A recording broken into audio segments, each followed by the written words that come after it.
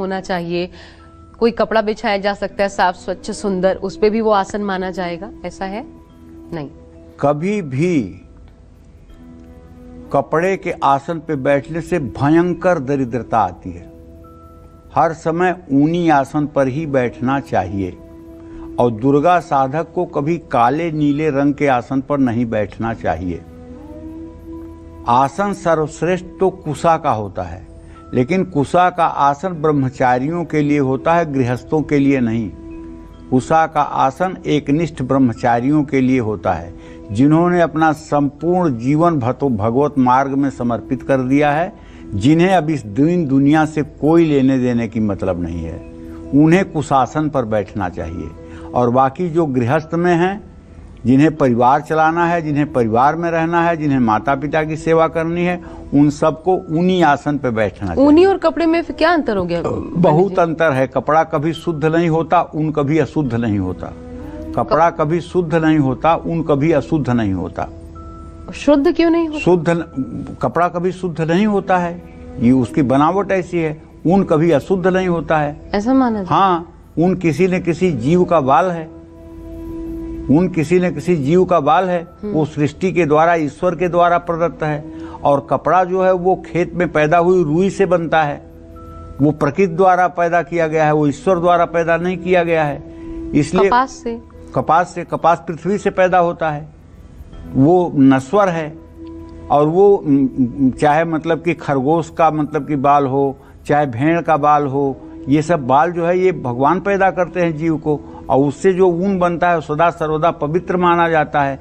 इसलिए जैसे आपने मतलब कि राधा कृष्ण का विग्रह रखा है और आप उनको पालने में सुलाते हैं, आप उनको शयन लगाते हैं, तो आप एक कंबल जो रखेंगे वो नित्य आप उनको जाड़े के दिनों में ओढ़ा सकते हैं। रोज वो कंबल आपको धोने की जरूरत नहीं होगी। लेकिन जो उन्हें आप वस्त्र धारण कराएंगे, जो उन्हें आप पीताम्बर धारण कराएंगे, वो तो नित्य आपको बदलना पड़ेगा और नित्य उसको आपको धोना पड़ेगा। धो करके उसको साफ सुथरा करके ही फिर आप उनको धारण करवा सकते हैं। वस्त्र एक ही दिन में गंदा हो जाता है, लेकिन ऊनी परिवेश जो है नहीं गंदा होता है एक दिन में। तो इसलिए ऊनी आसन ही होना चाहिए। अच्छा। मंत्र जप या पूजा में बैठने के लिए ऊनी या कंबल के आसन का इस्तेमाल करना चाहिए।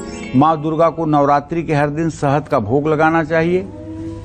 पूजा के बाद शहद प्रसाद स्वरूप ग्रहण करना चाहिए, इससे शरीर और आत्मा को बल मिलता है।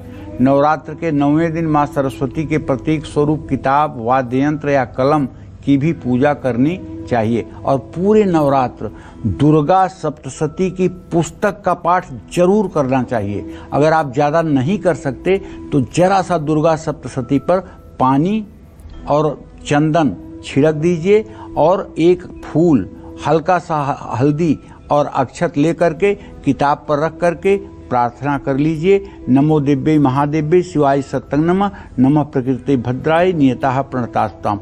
हाँ, सप्तशती की पूजा बहुत अनिवार्य है, अगर आप पाठ करें या ना करें। लेकिन आपके पूजा स्थान में जैसे दुर्गा की मूर्ति और कलश है, वैसे सप्तशती की पुस्तक भी होनी चाहिए। इसके दर्शन मात्र से अघनष्ट हो जाते हैं, ऐसा हमारे शास्त्रों की मान्यता है। जय मां विंध्यवासिनी। और ये बात पंडित जी आपने कल भी बताई थी, ये बात आपको फिर पंडित जी ने आज भी बताई है। इसलिए अगर नहीं है दुर्गा सप्तशती, जाइए इसी नवरात्र ये पुण्य काम कीजिए, अपने घर में लाके उस पुस्तक को रखिए, उसकी पूजा करिए। अब एक ब्रेक का वक्त हो चला है और नवरात्र में कैसे करें माँ दुर्गा की आरती, नवरात्र में कितनी बार करें माँ दुर्गा की आरती, आरती में कितनी बत्तियों वाला दीपक चाहिए, आरती में किन 5 चीजों का प्रयोग जरूर करें, ये सब कुछ पंडित जी से जानेंगे इस ब्रेक के बाद। बने रहिए हमारे साथ, देखते रहिए नवरात्र स्पेशल काल चक्र। जय माता दी।